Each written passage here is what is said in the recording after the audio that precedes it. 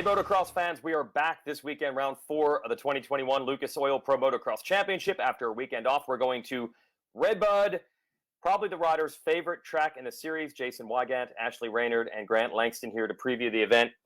We did race at RedBud last year, actually twice, but we weren't there the traditional July 4th weekend, and the spectator count was extremely limited due to the pandemic.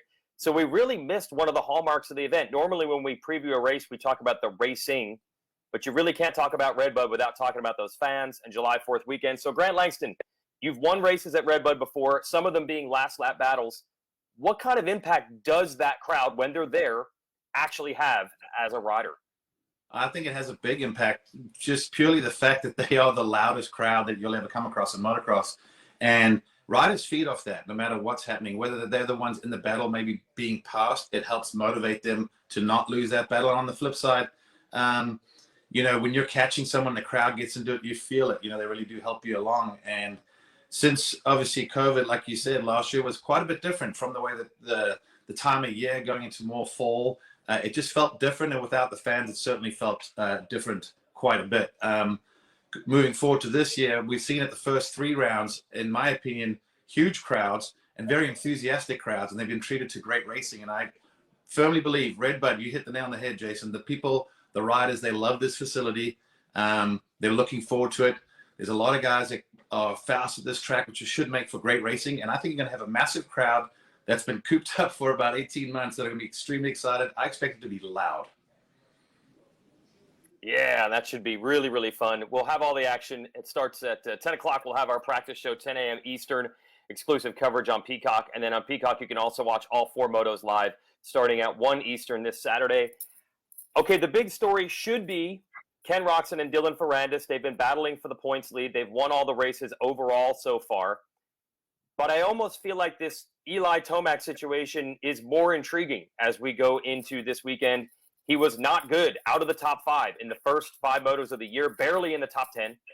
And then all of a sudden he wins the 6th moto of the year in old school Eli Tomac fashion. And he says they didn't even change anything on the bike. He doesn't even have an explanation as to why he went from bad to good. So Ashley, you've been around it on a lot of sides, not just at the races, but your husband trains riders. You've seen riders try everything, not help, and then all of a sudden it just clicks. How strange is that? And then once they get it, do you think it's something that Tomac can maybe hold on to mentally and carry it forward?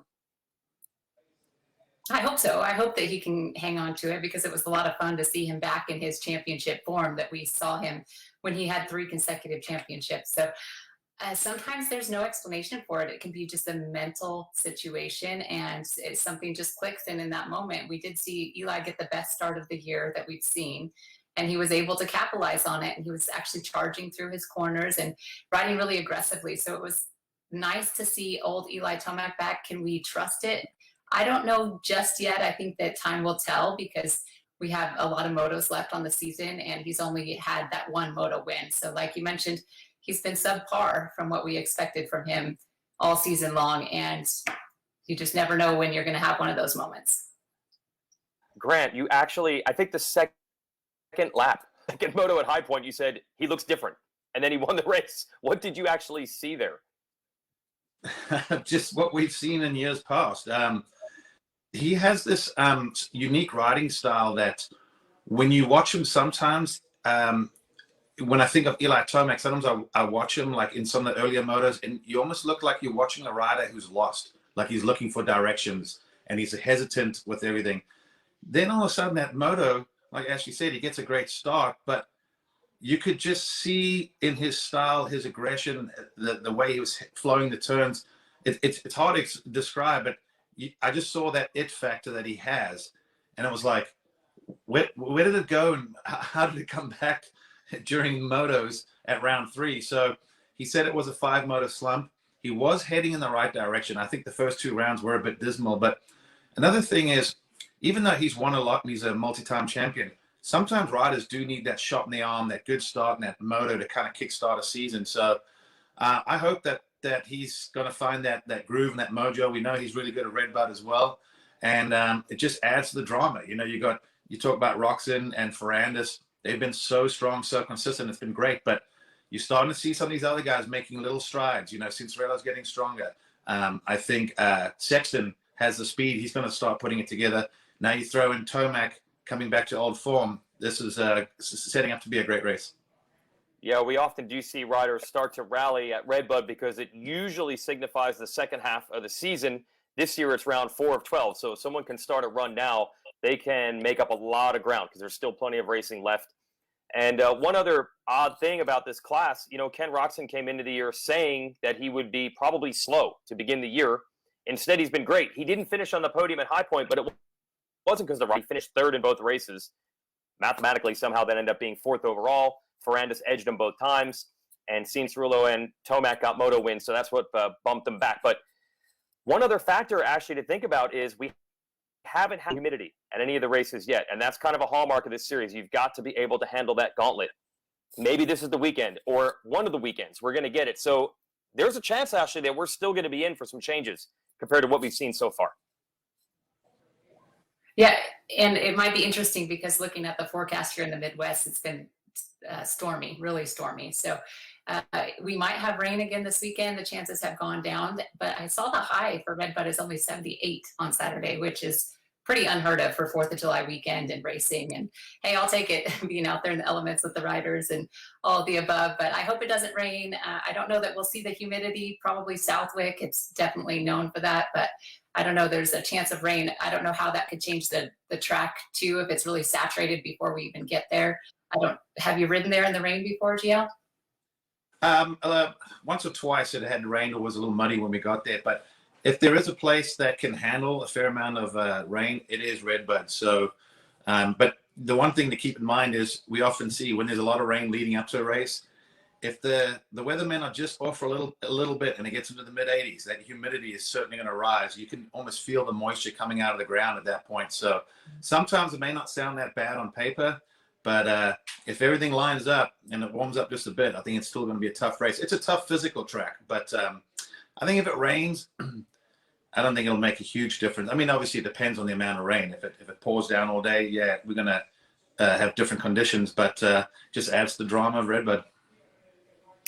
Okay, so the conditions could change. We've got new contenders moving up. That's the 450 class. Let's cover the 250s real quick.